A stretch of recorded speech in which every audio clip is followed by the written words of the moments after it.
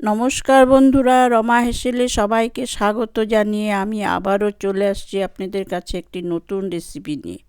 আমি আজকে আপনাদেরকে দেখাবো লাউ শাকের বাটা। আমি দেখুন এখানে লাউ শাক নিয়েছি। আমি এক একে দেখিয়ে রান্না করে তারপর আপনাদেরকে এক এক করে বলে দিব কীভাবে করব।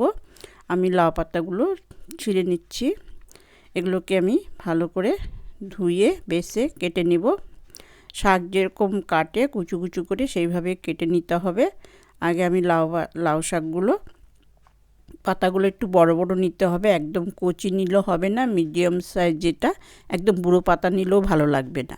এইভাবে আমি এগুলো কেটে ভালো করে ধুয়ে পরিষ্কার করে তারপরে আপনাদের দেখাচ্ছি। এখানে নিয়েছি আমি দুটো পেঁয়াজ কুচু করে নিয়েছি, রসুন নিয়েছি দুটো, যে কটা কোয়া হয়, কাঁচা লঙ্কা একটু বেশি করেই নিয়েছি, আপনাদের ঝাল অনুযায়ী দেবেন। কালো জিরে আছে একটু সামান্য, আর নুন তো দেবই, নুনটা আমি নিইনি, এটা পরিমাণ মতো রান্না করার সময় বুঝে দেবো। আর এটা হচ্ছে আমি সর্ষের তেলে বানাবো জিনিসটা। আমি একে একে পরে দেখিয়ে দেবো আপনাদেরকে কীভাবে বাটতে হবে। আমি আগে এটা কেটে ধুয়ে নিই। দেখুন এখানে কড়া বসিয়ে দিয়েছি, আমি তেল দিয়ে দিচ্ছি। তেলটা একটু বেশি দেবো, কারণ বাটা তো একটু তেল বেশি লাগে, সেই জন্য তেল দিলে ভালো হয়। এখানে লাউ শাকটা ভালো করে কেটে ধুয়ে দেখুন কুচু কুচু করে কেটে নিয়েছি। এখানে প্রথমে আমি এগুলো পেঁয়াজ কুচুগুলো ভেজে নিব। আমি ডাইরেক্ট বানাবো এটা, কোনো আগেই এটা ভেজে নিচ্ছি, পরে আর জাল টাল দেবো না, আপনাদের দেখাচ্ছি। দেখুন একদম সহজ। আপনারা শুধু এটা বানিয়ে গরম গরম ভাতে খেয়ে আমাকে কমেন্ট করে জানাবেন কেমন লাগছে। কালো জিরে ফোড়ন দিলাম, রসুনটা দিয়ে দিচ্ছি। এগুলো সব একে একে দিয়ে আমাকে এটা লাল করে ভেজে নিতে হবে। এটা আমি ডাইরেক্ট বানাবো, আগেই বললাম, কোনো আবার আলাদা করে এটা জাল দেব না, একসাথেই করে নিব। কাঁচা লঙ্কাগুলো দিয়ে দিলাম, ঝাল আপনারা পরিমাণ অনুযায়ী দেবেন। এর মধ্যে আমি নুনটা দিয়ে দিব, তাহলে খুব তাড়াতাড়ি ভাজাটা হয়ে যাবে, কোনো ঝামেলা নাই। দেখুন পরিমাণ মতো নুনটা আপনারা দিয়ে নেবেন, ঝালটা অনুযায়ী আপনারা যেরকম ঝাল খান সেই অনুযায়ী দেবেন। তারপর এটাকে আমাকে লাল করে ভেজে নিতে হবে, প্রথমে পুরো লাল করে নিতে হবে, সুন্দর করে লাল করে ভেজে নিব। এখন শীতের দিন একটু পাতা বাটাটা হলে খাওয়াটা বেশ জমে যায়। এটা শীতের দিনে পাতাগুলো বেশ টাটকা থাকে, গন্ধ বেশ, ফ্লেভারটা ভালো হয়, সেই জন্যই আমি পাতা বাটাটা করেছি। আমি যা যা বানাই আপনাদের সাথে শেয়ার করি। আজকে আমি এটা বাটলাম ঘরে গরম গরম ভাতের সাথে খাওয়ার জন্য, তাই ভাবলাম আপনাদের সাথেও শেয়ার করি। আমার এই দেখুন পেঁয়াজটা ভাজা হয়ে গেছে, এইভাবে লাল করে ভেজে নিতে হবে। তারপরে আমি লাউ শাকগুলো দিয়ে দিলাম, এটাকেও আমি ভেজে নেব, যাতে এটার মধ্যে জল না থাকে। জল এমনিতে থাকবে না, যেটুকু থাকে সেটা শুকিয়ে যাবে। আর যখন আমি এটা বাটবো এটার মধ্যে কোনো জল ব্যবহার করা যাবে না, কারণ এটা বাটা হলেই শেষ রান্না।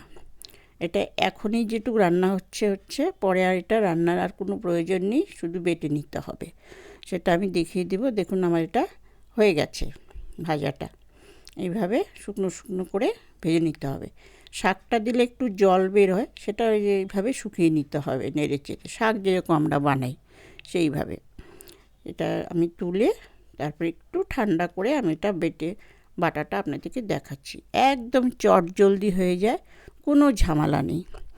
প্লিজ আপনারা বানিয়ে খেয়ে গরম গরম ভাতের সাথে খাবেন, মাছ মাংসের দরকারই হবে না। এটা দিয়ে আপনার এক থালা ভাত শেষ হয়ে যাবে। যারা পাতা বাটাটা খেতে ভালোবাসেন তাদের জন্য এটা আমি নামিয়ে নিচ্ছি। নামিয়ে নিয়ে তারপর আপনাদেরকে বেটে দেখাচ্ছি। আমার এটা ভাজা শেষ। দেখুন আমি শিলনোড়া নিয়েছি, শিলনোড়ায় করলে টেস্টটা ভালো লাগে। আপনারা ইচ্ছা করলে মিক্সিতেও করতে পারেন, কোনো অসুবিধা নেই, কিন্তু জল দেওয়া চলবে না। জল দিলে এটা পাঞ্ছা পাঞ্ছা লাগবে, কারণ অলরেডি এটা আমার কমপ্লিট, শুধু বেটে নিলেই শেষ, আর কোনো ব্যাপার। আমি আর উনানে যাচ্ছি না, আগেই বললাম, এইভাবে এটা বেটে নিতে হবে। প্লিজ বন্ধুরা আমাকে অনেক অনেক সাপোর্ট করুন, আপনাদের ভালোবাসা ছাড়া কিন্তু আমি এগোতে পারছি না। কারণ আপনাদেরকে আমি জানিয়েছি আমি কেন এসেছি, আমার মেয়েটা অসুস্থ, তার পাশে দাঁড়ানোর জন্য। প্লিজ আমাকে অনেক অনেক সাপোর্ট করুন, লাইক করুন, শেয়ার করুন, কমেন্ট করুন, ভালো হলেও করুন, খারাপ হলেও করুন, প্লিজ করুন, যা হোক একটু করে আমাকে এগিয়ে যাওয়ার জন্য সাহায্য করুন। আপনাদের ভালোবাসা কিন্তু আমার খুব প্রয়োজন। প্লিজ প্লিজ অনুরোধ করছি আপনাদের, আমাকে প্লিজ সাহায্য করুন। এইভাবে মিহি করে এটা বেটে নেবেন, জল দেবেন না, আগেও বলেছি। কোনো ঝামেলা নেই, আপনার মিক্সিতেও করে নেবেন, ইচ্ছা হলে, সময় না থাকলে আপনি মিক্সিটাও করে নিতে পারেন। এইভাবে বেটে নিতে হবে। পুরোটা বেটে আমি আপনাদেরকে দেখাচ্ছি। তো একটু টাইম লেগে যায়, পাটায় বাটলে কিন্তু টেস্টটা খুব ভীষণ ভালো হয়। দেখুন আমার পাতা বাটা রেডি। কেমন হয়েছে গরম গরম ভাতের সাথে বানিয়ে খান এবং আমাকে জানেন। ভালো লাগলে লাইক, শেয়ার, কমেন্ট অবশ্যই করবেন। অনেক অনেক ধন্যবাদ আপনাদেরকে এতক্ষণ আমার পাশে থাকার জন্য। অনেক অনেক ধন্যবাদ।